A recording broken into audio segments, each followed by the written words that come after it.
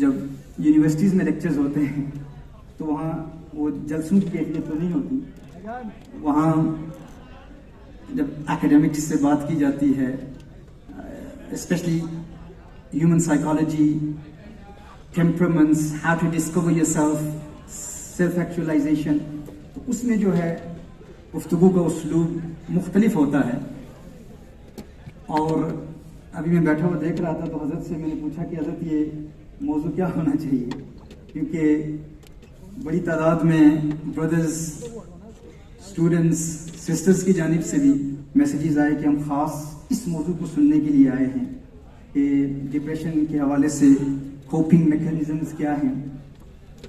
اور پھر جب ان بھائیوں کے جذبات میں دیکھ رہا ہوں تو جب حضرت اشعار پڑھ رہے ہیں تو اس اشعار پر ان کا ریئیکشن جب سن رہا ہوں، دیکھ رہا ہوں، تو میرے دل میں بھی پھر یہ جذبہ پیدا ہوتا ہے کہ وہ کیفیت بھی ہونی چاہیے، لیکن مجھے اپنے آپ سے بار بار کہنا پڑے گا کہ کنٹرول ثاقب کنٹرول. یہاں پر خاص موضوع دیا گیا ہے تو میں اسی موضوع پر ہی بات کروں، کیونکہ پھر یہ ریکارڈنگز ہوتی ہیں، پوری دنیا میں نشر کی جاتی ہیں. اور اس حوالے سے سرکار صلی اللہ علیہ وسلم کی محبت اور شان پر بھی چند معروضات آپ کی بارگاہ میں پیش کرنے کی سعادت حاصل کروں گا. لیکن مجھے امید ہے کہ وہ سبجیکٹس جو شاید اس وقت آپ کو ڈائریکٹلی ریلیٹ نہ کرتے ہوں، جن لوگوں کے لیے وہ سبجیکٹس ہیں، کیونکہ یہ وہ موضوعات ہیں جو آج ہماری سوسائٹی میں ایک ٹبو قسم کا سبجیکٹ مانا جاتا ہے. لوگ اس پر بات ہی نہیں کرتے. جو ذہنی تناؤ اور اعصابی دباؤ کے مرض میں مبتلا ہوتے ہیں، لوگ انہیں نظر حقارت سے دیکھتے ہیں، ان کی تحقیر اور تذلیل کی جاتی ہے کہ تو پاگل ہے، تو تجھے مینٹل ہیلتھ ایشوز ہیں، تو لوگ ڈرتے ہیں. یہ وہ موضوعات ہیں ان پر بہت کم بات کی جاتی ہے.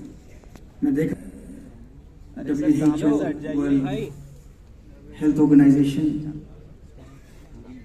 کے مطابق ہندوستان میں ہر 20 افراد میں ایک فرد ڈپریشن کے مرض میں مبتلا ہے.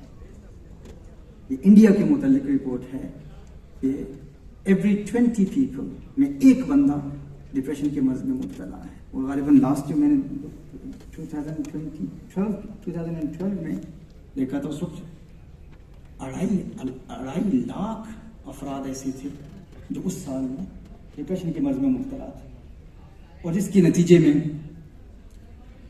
سوئسائڈس کمٹ کی گئی، اور کسی نے ان کی اصلاح نہیں کی، کیونکہ ایسے سینٹرز ہی نہیں ہیں، ایسی آرگنائزیشنز ہی نہیں ہیں، اور اگر ہیں بھی تو لوگ بہت زیادہ اس حوالے سے ہچکچاہٹ کے ساتھ بات کرتے ہیں، ڈرتے ہیں کہ یہ بات کی جائے تو لوگ ہمیں پاگل کہیں گے. حالانکہ یہ ایک ریئل مرض ہے، ایک بیماری ہے. اور دوسری طرف ہمارے ہاں یہ بھی ایشو ہے کہ اگر کوئی اس مرض میں مبتلا ہو تو یا تو کہا جاتا ہے تیری ایمان کی کمزوری ہے، تو پختہ مسلمان نہیں ہے، تو گنہگار ہے، تیرے گناہوں کا وبال ہے جس کی وجہ سے تو مینٹل ہیلتھ ایشوز میں مبتلا ہے، ڈپریشن کا شکار ہے، یا بائیپولر کا شکار ہے، یا سٹریس اور انگزائٹی کے مرض کا شکار ہے. حالانکہ ہر چند کے ایک مومن ایک روحانی قوت رکھتا ہے جس سے وہ ان امراض کا مقابلہ کر سکتا ہے. لیکن کوئی دل کی بیماری میں مبتلا ہو، یا ڈائبٹیز ہو، یا اور کوئی گھٹنوں کا درد ہو، تو اسے یہ نہیں کہا جاتا کہ تیرے گناہوں کا وبال ہے، ایمان کی کمزوری ہے. کہا جاتا ہے تجھے ڈاکٹر کے پاس جانا چاہیے، علاج کرانا چاہیے. تو اسی طرح یہ بھی ایک ریئل النس ہے، یہ ایک بیماری ہے. تو ہمیں ایسی بیماریوں میں مبتلا احباب کو سائیکائٹرسٹ کے پاس بھیجنا چاہیے، تھراپسٹ کے پاس بھیجنا چاہیے، سائیکالوجسٹ کے پاس بھیجنا چاہیے جو اسپیشلائزڈ ہیں ان فیلڈ میں. اور ہمارے یہاں یہ بڑی عجیب بات ہے کہ اگر کوئی اس قسم کی باتیں جو چند کوپنگ میکینزمز میں بیان کروں گا قرآن و سنت کی روشنی میں، ان پر کوئی بات کرتا ہے تو کہا جاتا ہے نہیں یہ مسئلہ ہی نہیں ہے. بھائی جو حضور اکرم صلی اللہ علیہ وسلم سے محبت کرتا ہو وہ کیسے ڈپریشن کے مرض میں مبتلا ہے، تو گنہگار ہے، تجھے حضور سے پیار نہیں، ایمان تیرا کامل نہیں، پکا مومن بن جائے گا. یہ باتیں ڈپریشن کا مریض نہیں سننا چاہتا. یا تو اسے بتاؤ کہ پکا مومن بنا کیسے جاتا ہے، یعنی اس کے مرض کی حقیقی ٹریٹمنٹ قرآن و سنت کی روشنی میں بیان کرو. صرف یہ کہہ دینا کافی نہیں ہے کہ تیرا ایمان کمزور ہے.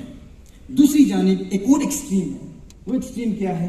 وہ یہ ہے کہ چونکہ یاد رکھیے کہ ڈپریشن کے مرض میں جو مبتلا ہوتا ہے نا، وہ یا تو خود کو بلیم کرتا ہے کہ میں ہوں ہی نکما، میں کسی قابل نہیں، میرے اندر کوئی کیپیبلٹی نہیں، کوئی مہارت، قابلیت، استعداد نہیں ہے، مجھے لوگ فیلئر کہتے ہیں، میرے والدین بھی فیلئر کہتے ہیں، ہر کوئی مجھے بلیم کرتا ہے. تو وہ اس کانسٹنٹلی بینگ ہیوملیٹڈ، اس کے نتیجے میں وہ یہ سمجھتا ہے کہ میں ہوں ہی ناکارہ، احمق ہوں، فیلئر ہوں، میں کسی قابل نہیں ہوں. تو اس بندے کو آپ نے یہ بتانا ہوتا ہے کہ آپ اس اسٹیٹ سے باہر نکلو. لیکن جب آپ کہتے ہیں کہ تیری غلطی ہے، تیری خطا ہے، تو وہ ڈپریشن کے مرض میں مزید اس دلدل میں پھنستا چلا جاتا ہے. تو یہ تو لاسٹ چیز ہے جو اسے بتانی چاہیے. ایک یہ بیماری ہے. دوسری بیماری ہمارے جاہل عامل ہیں جو کہتے ہیں کہ تجھ پر کسی نے جادو کر دیا ہے، کسی نے تیرے دماغ کو بند کر دیا ہے، جس کی وجہ سے تو اس مرض میں مبتلا ہے. یاد رکھیں یہ ایک اور ایکسٹریم لیول ہے. یعنی دونوں جانب ایکسٹریم لیولز ہیں. ہر چند کے ہم جادو اور اس کے اثرات کو مانتے ہیں، لیکن جب اسے یہ کہہ دیا جاتا ہے کہ فلاں تیرے رشتہ دار نے تجھ پر ایسا جادو کیا جس کے نتیجے میں تجھ پر یہ اثرات ہیں اور ان بندشوں کی وجہ سے آج تجھ میں یہ سمپٹمز ظاہر ہو رہے ہیں، اور پھر وہ دوسروں کو بلیم کرنا شروع کر دیتا ہے. وہ کہتا ہے کہ میں آج ناکام ہوں تو میری ناکامی کی وجہ میری خالہ ہے، میری ساس ہے، یا فلاں شخص ہے وہ جس نے فلاں قبرستان میں جا کے کوئی تعویذ رکھ دیے تھے جس کی وجہ سے میں آج کامیاب نہیں ہو پایا، وگرنہ میرے اندر بڑی قابلیتیں تھیں، بڑی صلاحیتیں تھیں. تو وہ اپنی ہر کمزوری، ہر نااہلی کے حوالے سے بلیم کسے کرتا ہے؟ کسی اور کو کرتا ہے. تو یہ دو ایکسٹریمز ہیں، ان دونوں سے بچنا انتہائی ضروری ہے. اس حوالے سے آئیے سب سے پہلے ہم قرآن و سنت کی روشنی میں اور اپنے اکابر صوفیاء کی روشنی میں، جس طرح خواجہ خواجگان خواجہ غریب نواز عطاء الرسول فی الہند خواجہ معین الدین چشتی اجمیری رحمہ اللہ کے حوالے سے حضرت نے بیان کیا کہ ان کی کاوشوں، ان کی محنتوں کا ثمرہ ہے کہ آج الحمدللہ ہم روحانی میکدوں کی بات کرتے ہیں اور عشق کی بات کرتے ہیں، محبت کی بات کرتے ہیں، ایمان کی بات کرتے ہیں، اسلام کی بات کرتے ہیں.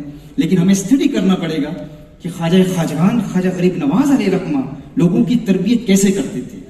میں نے اس پر کافی کام کیا ہے.